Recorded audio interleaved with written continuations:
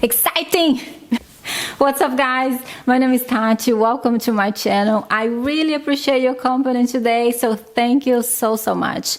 If you have been watching a lot of YouTube videos about moving to Lisbon, Portugal, and you're planning with your family, before you start packing your bags, before you remove your kids from the school, please just give me 5 minutes so I can just maybe give you some new information, and then you're gonna maybe realize that that's not the right time for you to come, or maybe you are ready to come and you're gonna come anyway. But I just want you to come, and I do want you to come, but I want you to come ready. I want you to come prepared, because things are becoming very expensive over here. And today we're going to be talking about how expensive it is to live in Lisbon, Portugal at the moment. And it doesn't matter if you're moving from a city or going to a new country, your biggest expense definitely is going to be housing. And I can tell you, the house market over here in Lisbon is just like bananas. It is so expensive. Of course, my husband paid the rent and everything, but I am just like very aware of the rent, because I see the money just like flying off of our bank account. So yeah. So, and I want you, like I said, I want you to come, but I want you to be ready. I found this article right over here that says that between 2017 and 2022, the rent has increased 42%. 42%. And I'm pretty sure that the rent is not catching up with the Portuguese salary, so you guys have an idea like how the situation, what is happening over here. And I have to tell you, before I just like we start like giving you examples, that if you want to come to Lisbon, it's a wonderful place to live. It's just like safe, you know, your kids gonna have great education, you have like a fantastic weather. It's just truly an amazing city to live in. I absolutely love it. I adore living here. Maybe one day when I'm old I will move to France, but I just love Lisbon. So in this example that I got for you guys, is just like, let's assume that you have a family of 4, like you, like and your husband or wife or partner or whatever, and then you guys have 2 kids. So I got this like T3, because it's basically, it's a apartment that has like 3 bedrooms and has like 2 full bathrooms, and sometimes it has like a little social bathroom. A social bathroom is basically a bathroom that has no shower, so you just like, you know, do what you have to do and wash your hands. And I picked this setting over here just because, let's say that one room is for the couple, and then you have 2 kids that they are still at the age that they can share a room, and then I reserved the other room for, I would say, like a office or office area, in case if you're just like working from home, or just maybe you just like doing like a few days in the office because you came here transferred from your company, and you can just like work like a few days and so you can have an idea. This apartment over here, they happen to be furnitured. As you can tell, English is not my first language. So it has furniture in this apartment. So this apartment is about like 109 square meters, and I asked my hubby so he can do like the conversion for me, and he said that this is like about 1,200 square feet. So you guys can have like an idea of the size of this apartment. And this apartment, it's in a very nice area because you have public transportation, you have like cafes, you have schools. It's very accessible, walkable, and everything that you imagine when you're thinking what is the European lifestyle. So how much can you get from a apartment living in an area like this? So this apartment per month, it's 2,900 euros. So leave over here in a comment and tell me, do you think this is a reasonable price? I would definitely love to know. But going back to the apartment, just let me tell you that when you find a apartment like this, it's not just like the 2,900 or 2,900 actually is not just only the price that you're going to be paying. You're going to be just, of course, you have to make a safety deposit. The safety deposit is basically a extra money. Could be between 3 and 6 months. This is completely up to the discretion and your ability to negotiate with the owner or to the, I don't know, like the other person, I forgot the wording in English, that is going to decide how much you're going to have to pay. And if you're really good at negotiating, of course, you're going to be able to just like bring this amount down. But it's normally how much they will be just like asking for you to pay.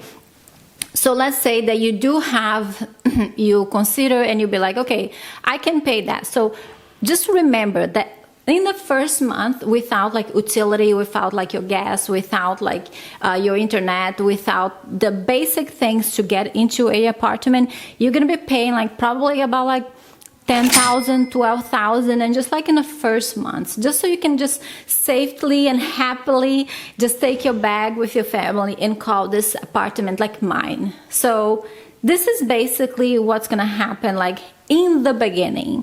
So I'm just like thinking that it's kind of expensive, isn't it? It's kind of too much. I don't know, just like this is how much we're paying at the moment. But there's of course always the possibility that you can just move a little bit out of Lisbon, central Lisbon, of course, because people do all the time, especially if you have a car. It's just driving 15 minutes out of the city, out of the central. You will find like other possibilities. Absolutely. There's so many options in Lisbon right now. Lisbon is just under construction. They are just like renovating all those buildings. They're making like them super nice and beautiful. Lisbon is becoming beautiful. But you can find a house a little bit outside of the center. But one thing that you have to consider is if you have kids and where your kids are going to school. Because when you know where your kids are going to school, it's much easier for you to focus in one area. There's so many international schools that we have here, and you want to live in Cascais. I would say that very soon you would be just kind of disappointed because the distance that you have to be in traffic so many times.